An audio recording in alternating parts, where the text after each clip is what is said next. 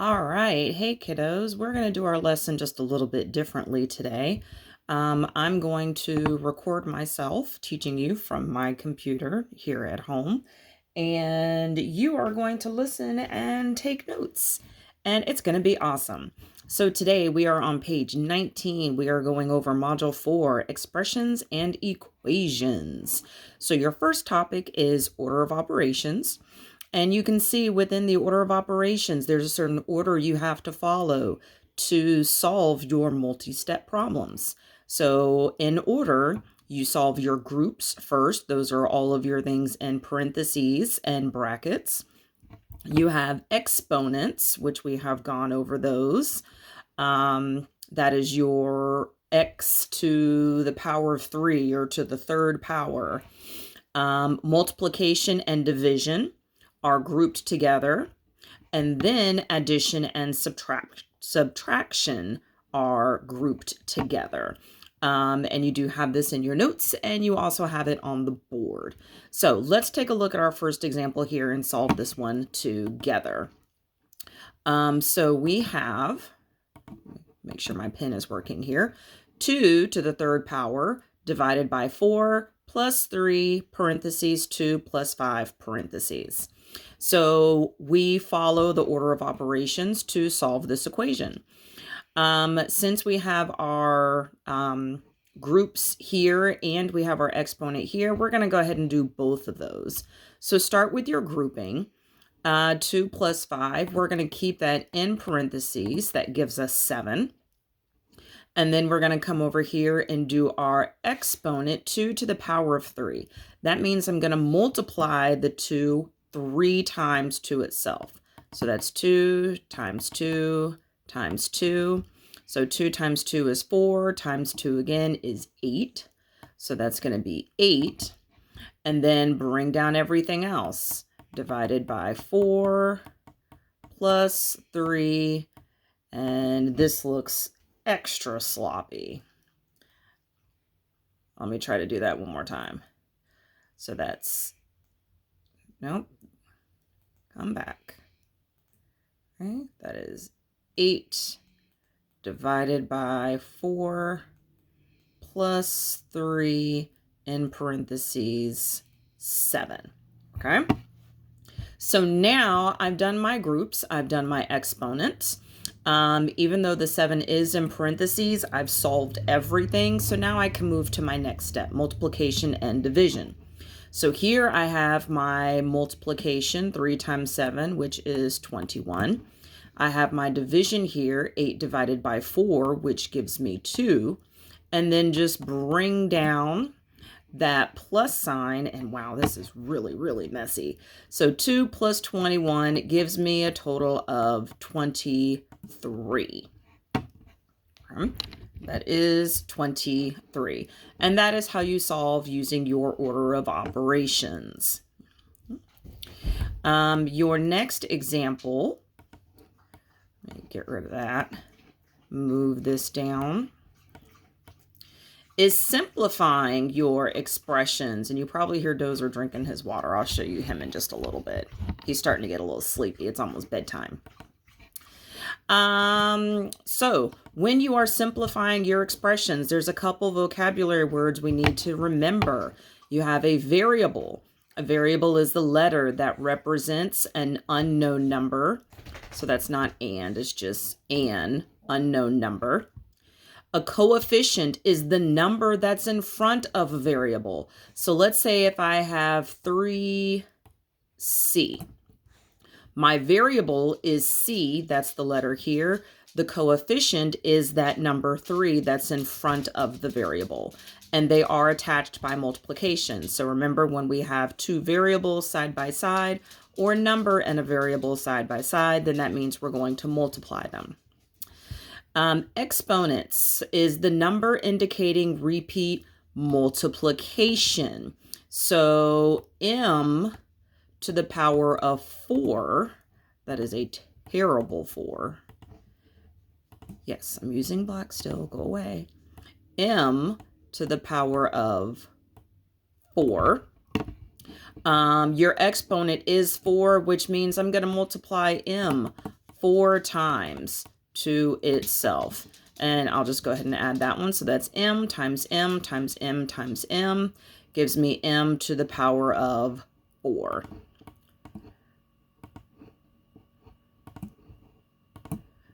Jeez. M. So m to the power of 4 looks like that. Okay. And an expression is a mathematical sentence without the equal sign. So if you have 6s plus 4, that is an expression. And clearly me and this program is not working very well. 6s plus 4. Okay. So let's look at a couple examples that we have over here. So we have repeat addition and multiplication. Repeat addition. How many times am I adding a to itself?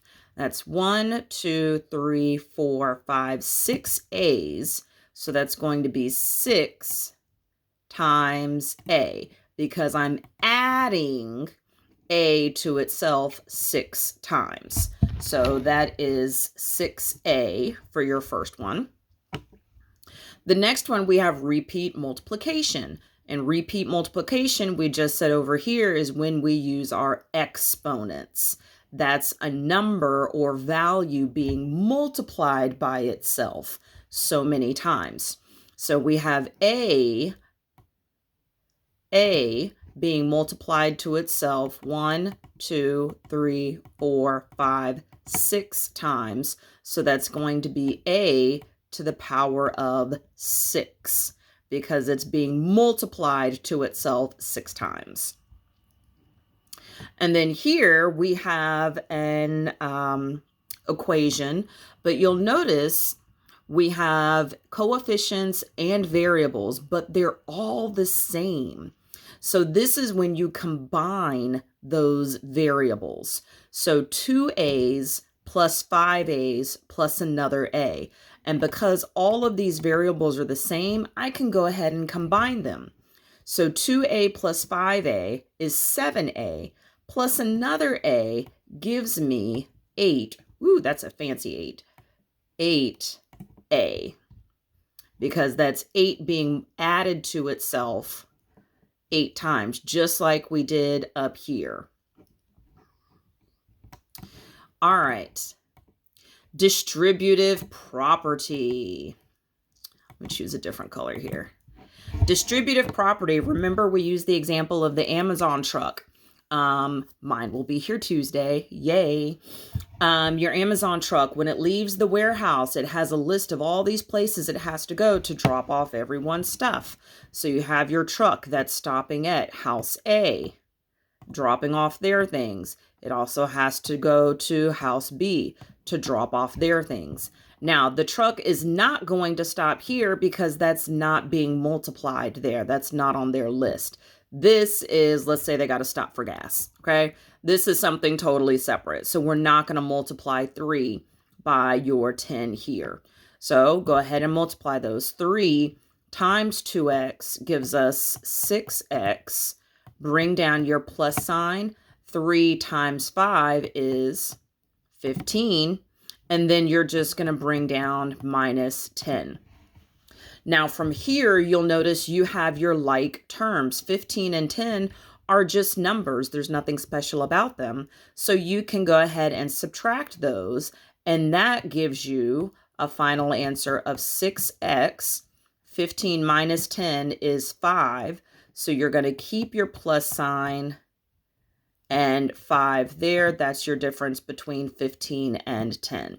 So your final answer is 6x plus 5. And one more quick review here on combining your like terms. For each of these, we're going to take a look and we're going to see, and you can see they have them in different colors for you, so that helps. You have 3x plus 2y plus 5x minus 3z plus 7y plus z. A whole lot going on right there. So you're going to go ahead and look at your first term, which is 3x, and you're going to look, are there any other x's? Yep, right there, 5x. So you can combine your 3x plus 5x, which here gives you 8x. And then your next term, 2y, and you have plus 7y. So then you have 2y plus 7y gives you 9y. And even though it's not here, you're going to keep that plus sign that's right there. So keep that plus sign in mind. And then you have your z's. You have minus 3z plus z. So negative 3z is what it looks like here, plus z gives you negative 2. So you're moving up 1 here. So that's minus 2z. And you put them all together. Leaves you with 8x. Remember we had our plus sign here, plus 9y minus 2z. And that's how you combine your like terms. Right? Let's take a look at our next page. Page 20. Move this down a little bit.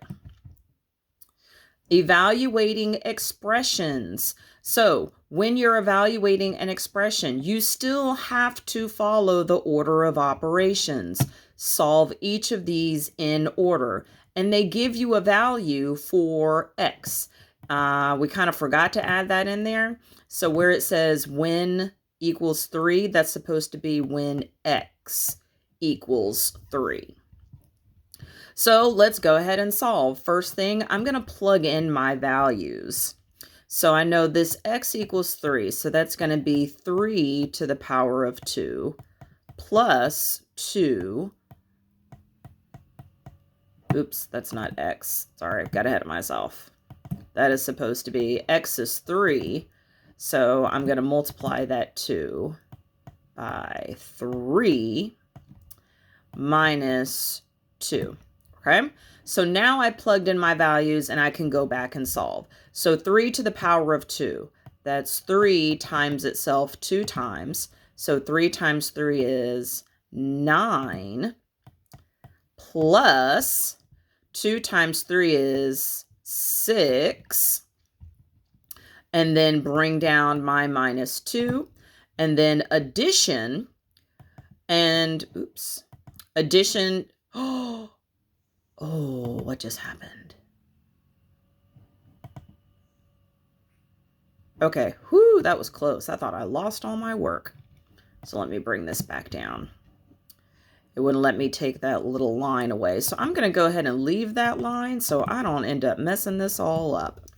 So addition and subtraction, according to the order of operations, is all on the same level. So I can solve this straight through. 9 plus 6 is 15. Bring down my minus 2, and that gives me a total of 13 as my final answer.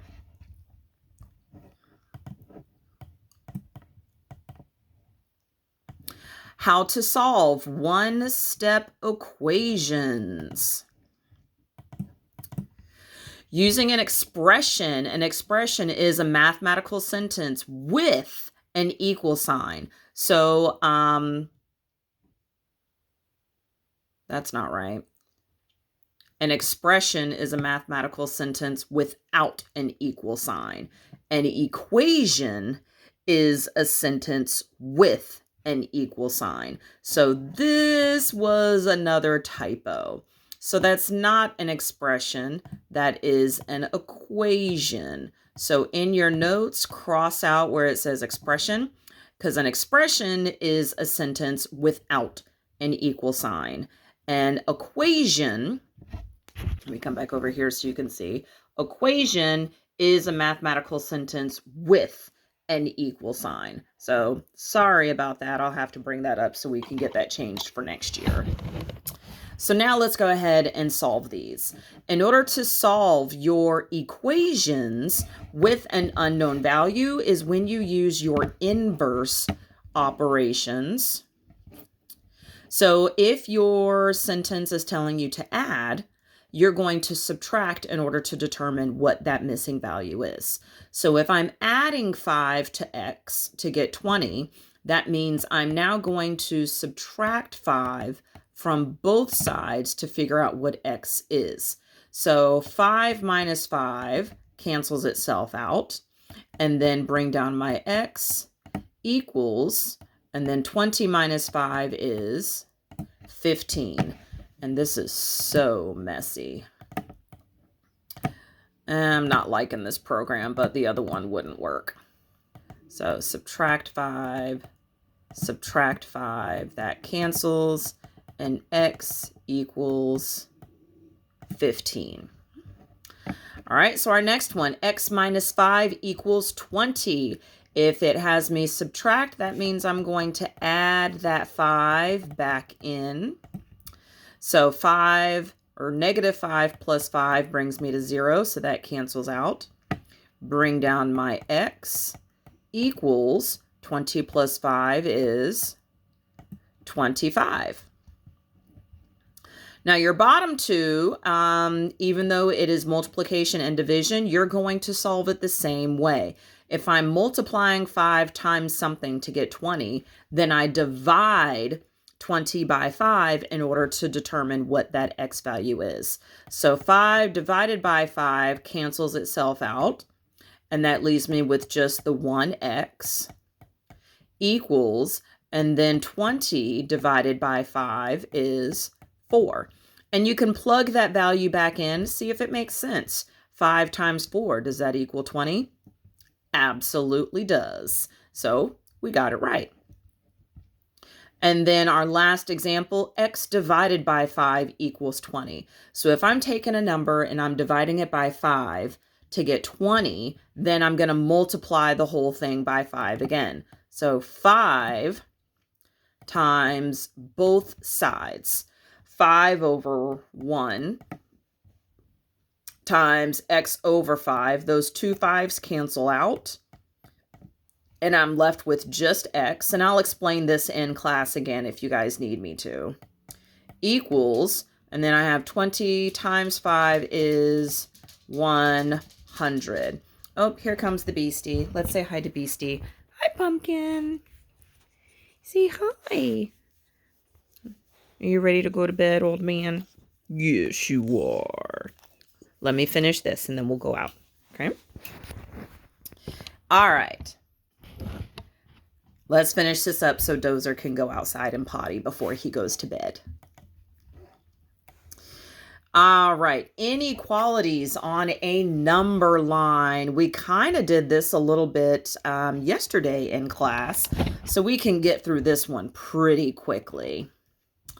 On your number line here, we're going to show, I'm going to make this as big as I can so that you guys can see it. All right, so x is greater than 2. So you can see here, if x is greater than 2, then we're going to circle 2.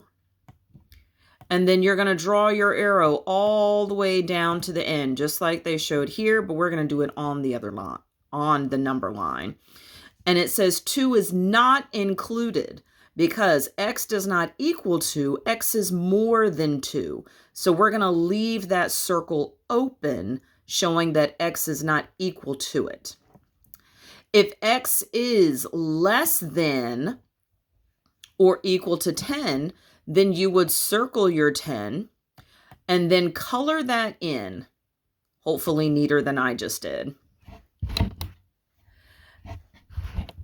Color that in, and then let me fix that because that does look pretty bad. That was pretty bad.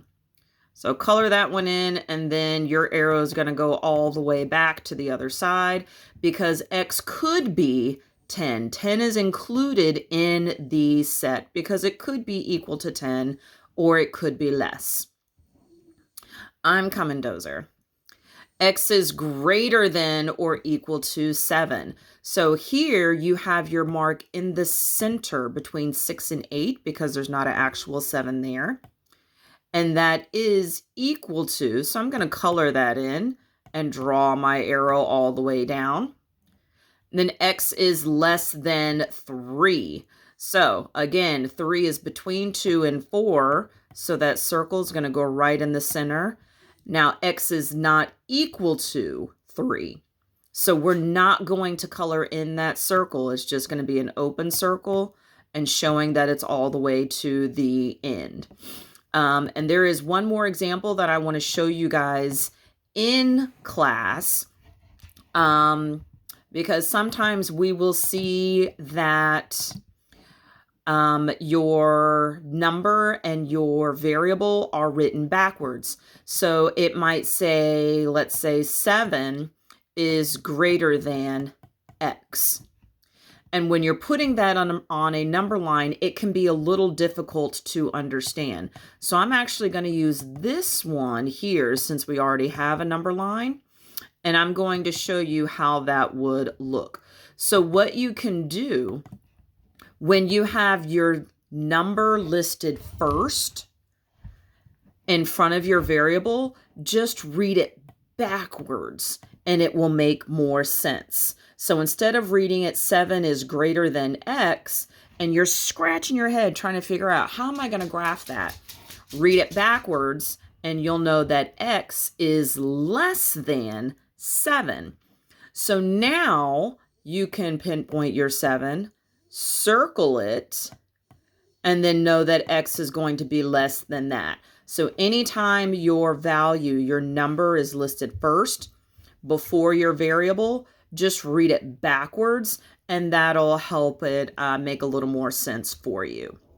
And again, I'll show you another example when we are in class. So your classwork today, which you guys are going to do, on the next page, you have some sentences here. Oops, I'm trying to move that down. And you are going to read each of the sentences and translate those expressions. So you have your key words. What words are mentioned here to help me understand what's going on? The sum of 5 and x. So that keyword sum, beautiful, isn't it? Means you're going to do what? You're going to add, and you can see your addition symbol there. So when you write this, you would write 5 plus x to show the sum of 5 and x. X is increased by 8. So again, that's addition, x plus 8.